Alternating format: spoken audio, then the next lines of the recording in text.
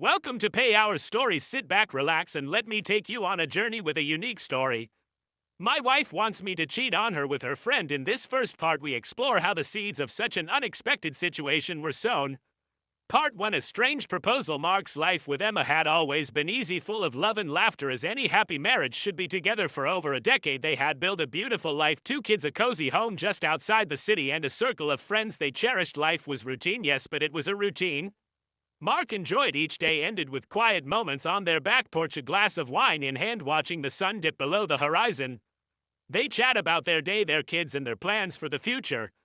So when Emma approached him with something that would shake the foundation of their marriage, Mark couldn't have been more blindsided. It was a warm, late summer evening. The kids had been put to bed, and the two of them were sitting on the back porch watching the stars twinkle above. Mark had always loved these quiet moments with his wife, the peace that settled in after a long day. Emma had been unusually quiet that evening, her gaze distant. Mark noticed, but he figured she'd bring it up when she was ready. That was one of the things he loved about their relationship. There was no pressure, just a steady flow of understanding between them.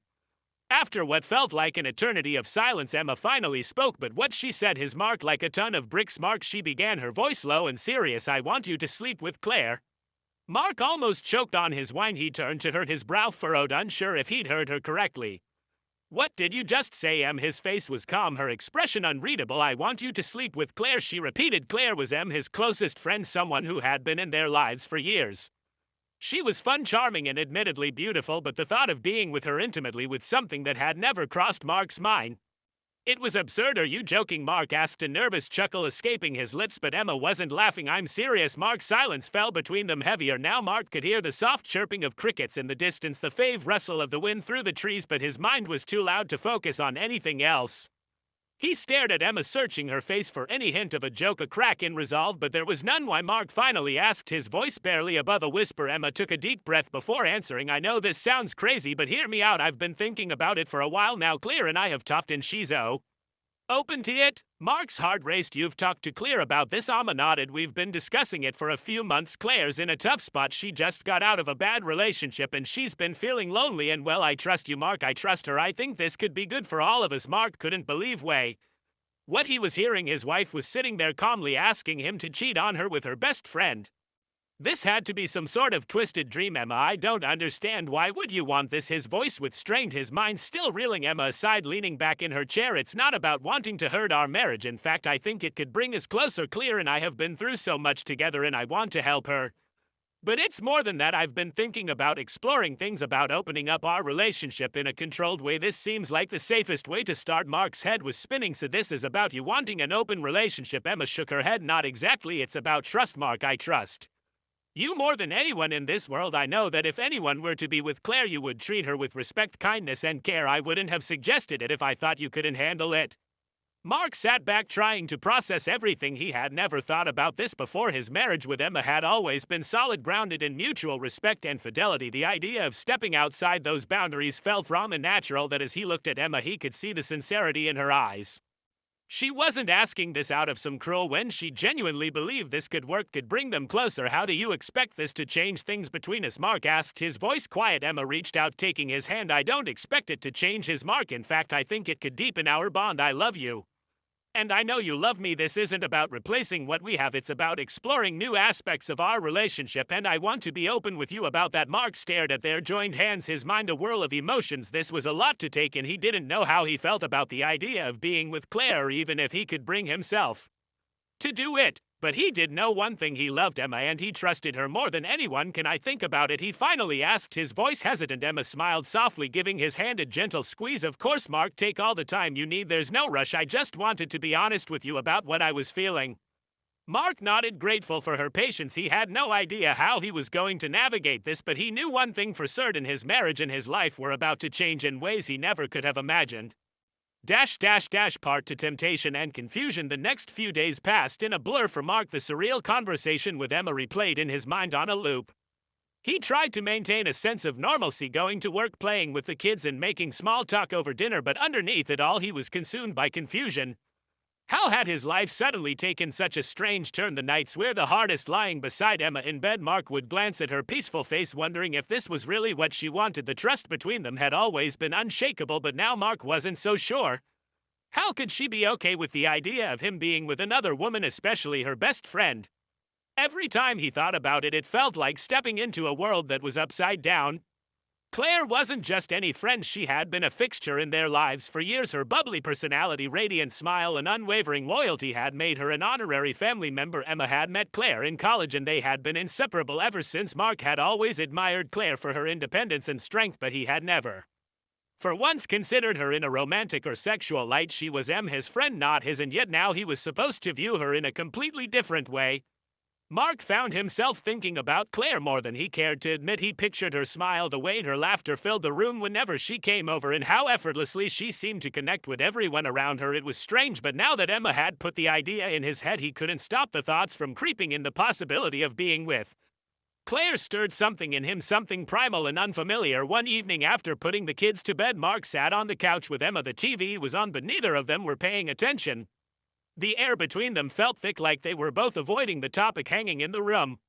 Finally, unable to take the silence any longer, Mark spoke up. "Have you talked to about this again?" he asked, trying to sound casual. Emma glanced at him, her expression soft. "Yeah, we talked a little. She's open to it, Mark. She trusts you." To Mark felt strange mix of emotion and relief that Emma and Claire were still on the same page, but also a gnawing sense of discomfort. "And she's really okay with it?" And the nodded. "She is. I think she's curious just like we are, but like I said, there's no rush. We don't have to do this if it doesn't feel right." That was the thing, Mark thought. Did it feel right? He wasn't sure. There was a part of him that was undeniably tempted. Claire was attractive, live, and there was something thrilling about the idea of stepping outside the usual boundaries. But he couldn't shake the feeling that he was walking a dangerous line, one that could change everything. A few days later, Mark got a text from Claire asking if he wanted to grab a coffee. His heart raced as he read the message. This was the first time Claire had reached out to him directly since Emma had brought up the idea. He stared at the screen for a moment, unsure how to respond. Was this her way of testing the waters, or was it just a friendly gesture, something they'd done many times before? Mark replied with a simple "sure," and they arranged to meet the next afternoon at a cafe not too far from his office.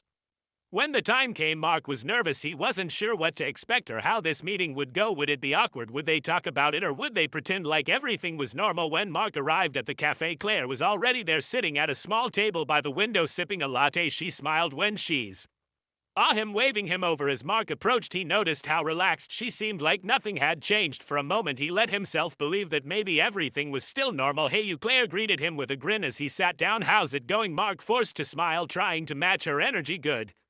Good. How about you?" Claire shrugged. "Oh, you know, the usual. Work's been busy, but I'm hanging in there." She took another sip of her drink before leaning forward slightly, her eyes locking onto his. "So how are you really doing?" Mark hesitated, not sure how to answer. He could feel the tension building between unspoken understanding of the elephant in the room. Claire wasn't just asking about his day, she was asking about everything. "I've been thinking," Mark admitted, his voice quieter now. "About whatever. Talk to me about." Claire's smile softened and she nodded slowly. "Yeah, I figured you might be. I've been thinking about it too." The conversation felt surreal here. He was sitting in a cafe with his wife's best friend, discussing the possible bloody of crossing a line he never thought he'd approach. Part of him wanted to dive in to embrace the thrill of the unknown, but another part of him was scared of what this could do to his marriage, to his friendship with Claire, and to himself. Claire reached across the table, resting her hand generally on his. "Look, Mark, I just want you to know there's no pressure. I care about both you and Emma, and I wouldn't do anything to hurt either of you. If this isn't something you're comfortable with, we can forget it ever came up." Mark nodded, grateful for her understanding. As he said there, feeling the warmth of her hand on his, he knew that the decision wasn't going to be easy. Part 3: The Crossroads of Desire. The days following Mark's meeting with Claire were a haze of uncertainty. He found himself walking through life in a daze, his thoughts constantly oscillating between guilt, confusion, and a strange sense of intrigue. Emma had been patient, not pressing him for an answer, trying to bring up the topic again, but he could feel the tension growing between them, silently lingering in every unspoken word. As much as he tried to avoid it, Mark couldn't stop thinking about Claire. Their conversation at the cafe had been so calm, so rational, almost too rational for what they were discussing. The ease with which she had placed her hand over his, offering reassurance, had left him with a knot of feelings he couldn't quite untangle. There was comfort in her words, but also an undercurrent of temptation, like a quiet invitation in something that both thrilled and terrified him. One evening, Mark was sitting in the living room, aimlessly flipping through channels. Whenever sat down beside him, she didn't say anything at first, just curled up next to him, resting her head on his shoulder.